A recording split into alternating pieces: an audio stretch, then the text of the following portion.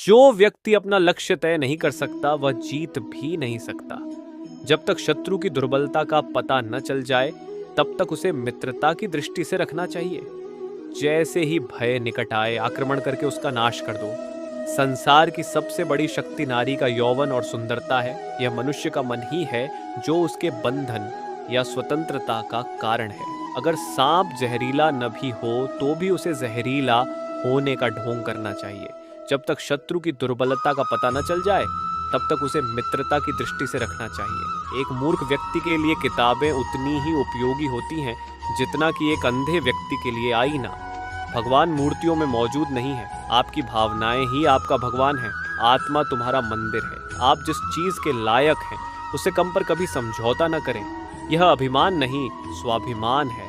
जिस व्यक्ति का आचरण दुराचारी हो, जिसकी दृष्टि अशुद्ध हो और जो कुटिलता के लिए प्रसिद्ध हो, उससे जो मित्रता करता है वह शीघ्र ही नष्ट हो जाता है। सच्चा मित्र वही है जो आवश्यकता, दुर्भाग्य, अकाल या युद्ध के समय राजा के दरबार में या श्मशान में हमारा साथ न छोड़े। संचित धन खर्च करने से बचता है, जैसे कि आने वाला ताजा पानी रुके हुए पानी को बाहर निकालने से बचता है। असत्यता, उतावलापन, कपट, मूर्खता, लोभ, अस्वच्छता और क्रूरता स्त्री के 7 स्वाभाविक दोष हैं। धन, मित्र, पत्नी और राज्य तो वापस मिल सकता है, लेकिन यह शरीर खो जाने पर फिर कभी नहीं मिल सकता। वे नीच लोग जो दूसरों के गुप्त दोषों की बात करते हैं, वे स्वयं को वैसे ही नष्ट कर देते हैं जैसे सांप चींटियों के टीलों पर भटक जाते हैं। मनुष्य कर्म से महान होता है, जन्म से नहीं। दुश्मन का दुश्मन दोस्त होता है। शक्तिशाली मन को कोई नहीं हरा सकता। विनम्रता आत्मसंयम का मूल है। आलसी का कोई वर्तमान और भविष्य नहीं होता। काम वासना के समान विनाशकारी कोई रोग नहीं है। फूलों की सुगंध हवा की दिशा में ही फैलती है, लेकिन इंसान की अच्छाई हर दिशा में फैलती है। अन्याय से कमाया हुआ धन निश्चित रूप से नष्ट हो जाएगा।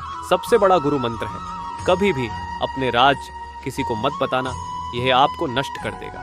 संसार एक कड़वा वृक्ष है जिसके 2 फल ही मीठे होते हैं, एक मधुर वाणी और दूसरा सज्जनों की संगति। मेहनत करने से दरिद्रता नहीं रहती, धर्म करने से पाप नहीं रहता, मौन रहने से कलह नहीं होता और जागते रहने से भय नहीं होता।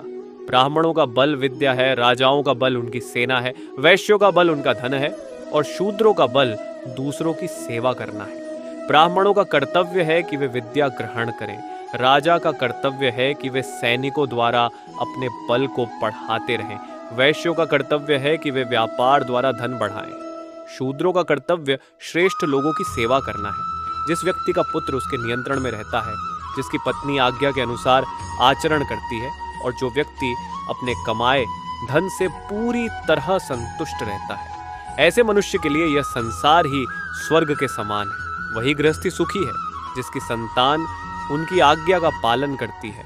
पिता का भी कर्तव्य है कि वह पुत्रों का पालन पोषण अच्छी तरह से करें। इसी प्रकार ऐसे व्यक्ति को मित्र नहीं कहा जा सकता है जिस पर विश्वास नहीं किया जा सके, और ऐसी पत्नी व्यर्थ है जिससे किसी प्रकार का सुख प्राप्त न हो।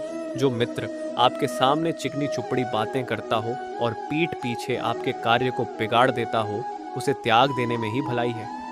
वह मित्र उस बर्तन के समान है जिसके ऊपर के हिस्से में दूध लगा है परंतु अंदर विष भरा हुआ होता है। जिस आध्यात्मिक सीख का आचरण नहीं किया जाता वह जहर के समान है। जिस गुरु के पास आध्यात्मिक ज्ञान नहीं है उसे दूर करो। निर्धन व्यक्ति के लिए लोगों का किसी सामाजिक या व्यक्तिगत कार्यक्रम में एकत्र होना जहर है। जिसका पेट खराब है उसके लिए भोजन जहर है। जिस व्यक्ति के पास दया और धर्म नहीं है उससे दूर रहो। जिस पत्नी के चेहरे पर हरदम घृणा है उसे दूर करो। जिन रिश्तेदारों के पास प्रेम नहीं उन्हें दूर करो। जब तक शरीर स्वस्थ और आपके नियंत्रण में है उस समय आत्म साक्षात्कार के लिए उपाय अवश्य ही कर लेना चाहिए, क्योंकि मृत्यु के पश्चात कोई कुछ भी नहीं कर सकता।